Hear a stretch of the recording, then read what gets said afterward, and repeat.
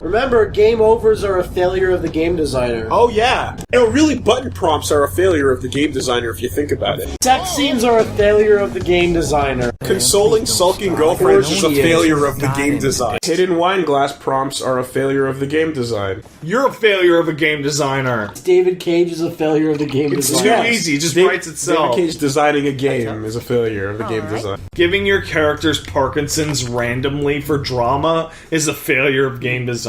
I think your entire apartment fighting you is a failure of the game designer. Yeah, talking during the game is a failure of the game designer. See, the Aztec culture is a failure of the game designer. Actually, failure of the game design is failure of the game design. Oh. Sudden loss of sound is a failure of the game design. Passing billiard balls through your anus is a failure of the game design. Woman! I think Kung Fu fighting helicopters are a failure of the game designer. So seeing games try and put them back in because they want to be movies is infuriating. You might also say it's a failure of the game designer. Jody, she's our girl. She can't... fuck it. Bad If game. she can't do it, failure of game design. Not being able to play video games in the video game is a failure of the game designer. Being right is the worst thing right now. Being right is a failure of the game designer. You know why? Do you know why?